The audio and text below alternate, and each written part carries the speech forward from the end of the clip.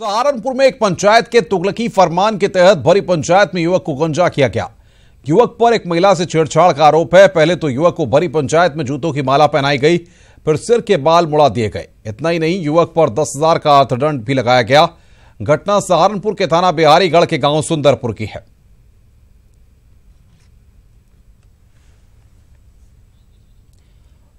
और बातचीत करने के लिए रजनीश दीक्षित हमारे संवाददाता हमारे साथ जुड़े हुए हैं। रजनीश, ये पंचायत ने क्या किया है? वहां पर युवक को गंजा किया है, महिला से छेड़छाड़ का आरोप था। इस तरीके से कानून अपने हाथ में लेने की जरूरत क्यों पड़ी? रजनीश, आपको मेरी आवाज मिल रही है? आखिर पंचायत को अपने हाथ में कानून लेने की जरूरत क्यों पड़ी? देखिए, ये अपने आप में बहुत गंभीर सवाल है कि सहारनपुर में तुगलकी पंचायतों का जिस तरह से फरमान आ रहा है, चाहे वो एक युवक को पकड़ने का मामला भी थमा भी नहीं था कि उसके बाद ये मामला नया ताजा तरीन आया है। थाना बिहारीगढ़ क्षेत्र में गांव पड़ता है सुंदरपुर, जहां पर साजिद नाम का एक युवक है जिसको छेड़छाड़ का आरोप लगाकर कथित पंचायत के लोगों ने उसको जबरदस्त तरीके से पीटने के बाद उसके बाल मुड़वा दिए और उसको जूतों की माला पहनाकर पूरा मुंह काला करके काली पोस्ट फिर गांव में घुमाया जाता है। तो आखिर जो पंचायत ये कौन सा फरमान सुनाती है और किसने अधिकार दे दिया इस पंचायत को, जो संविधान से बड़ी हो गई है, जो संवैधानिक अधिकार जो आप लोगों को मिले हैं वो और कानून व्यवस्था को धक्का बताकर पंचायत इस तरह के फरमान सुनाती है। हालांकि ईटीवी पे खबर चलने के बाद जब ईटीवी ने बहुत प्रमुखता से इस खबर को दिखाया तो उसके बाद एक्शन लिया गया है यहाँ पर, और पंचायत में शामिल 5 लोग, मैं बताना चाहूंगा आपको अनुपम की 5 लोग अरेस्ट हो चुके हैं। थोड़ी देर पहले 3 लोग पकड़े गए थे, अब टोटल इनकी संख्या 5 हो चुकी है जो पंचायत में शामिल थे, जिन्होंने तुगलकी फरमान सुनाया था। जी, बहुत बहुत शुक्रिया रजनीश हमारे साथ जुड़ने के लिए और बातचीत करने के लिए। रजनीश बता रहे हैं कि इसमें गिरफ्तारी यहां पर अब शुरू हो चुकी है, पुलिस ने इन लोगों को गिरफ्तार कर लिया है। इलाहाबाद की फूलपुर उपचुनाव को लेकर 3 चुनावी सभाओं को संबोधित किया गया। लाहौर में सीएम योगी आदित्यनाथ ने कहा कि भाजपा त्रिपुरा में जीती और गठबंधन उत्तर प्रदेश में बना है। पहले उद्योगपतियों से बबुआ और बुआ के बाद गुंडे भी वसूली करते थे, लेकिन अब सूबे के उद्योगपतियों में सुरक्षा की भावना जगी है। साथ ही सीएम ने कहा कि लोक सेवा आयोग की भर्तियों की सीबीआई जांच हो रही है। प्रयागराज के आम नागरिक को स्वयं तैयार होना होगा और साथ साथ उस प्रकार की योग्य, जुझारू और कर्मठ जनप्रतिनिधि देने होंगे।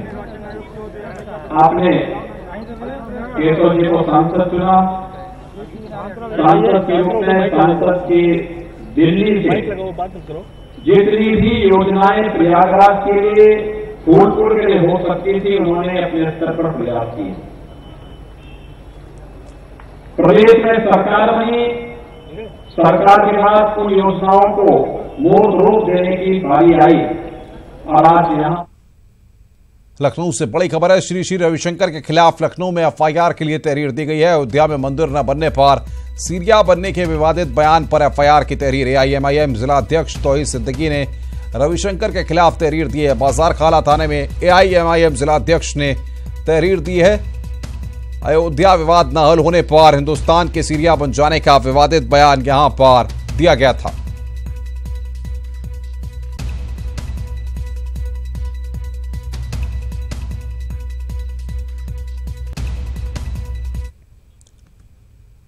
अयोध्या मामले से अलग होने के बाद all India personal law board के पूर्व सदस्य मौलाना सलमान नदवी ने नया राग अलापा है। क्या कुछ कहा है, देखिए जरा।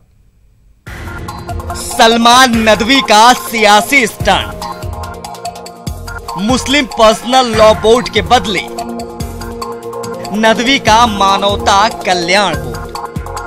राम जन्मभूमि बाबरी विवाद को लेकर कोर्ट के बाहर समझौते के मसौदे पर श्री श्री रविशंकर के साथ सुरताल मिलाने वाले नदवी साहब अब एक नए अवतार में सामने आए।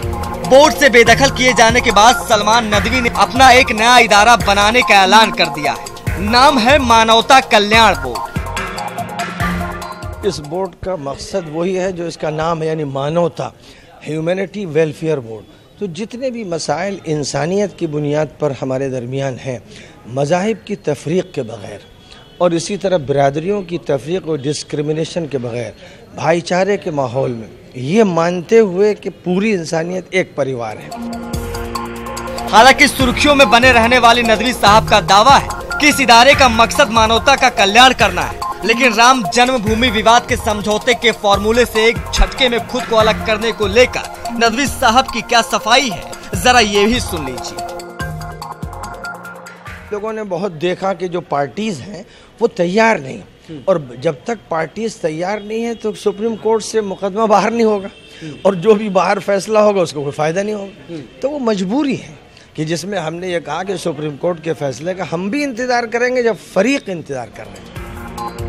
चलिए साहब, मान लिया कि दोनों ही तरफ के पक्षकार तैयार नहीं, फिर आखिर कौन से फॉर्मूले पर आप श्री श्री से सुरताल मिला रहे थे? ओवैसी साहब हैं, कमाल फारूकी साहब वगैरह, इनको भी पहले आप अलग कीजिए, उसके बाद फिर बात ये हो सकती है कि मैं बोर्ड में वापस आऊं। इसी वजह से all India Muslim personal law board ने उन्हें बाहर का रास्ता दिखा दिया, लेकिन उन्हें बोर्ड में वापसी की गुंजाइश अभी भी नजर आती है। बहरहाल नदवी साहब के दावे तो बड़े बड़े थे, मुस्लिम पर्सनल लॉ बोर्ड के बदले समांतर बोर्ड तैयार करने की तैयारी थी, लेकिन अब बात मानवता कल्याण बोर्ड पर टिकी है। देखना होगा कि इनके इस सियासी कारवां को और किसका साथ मिलता है।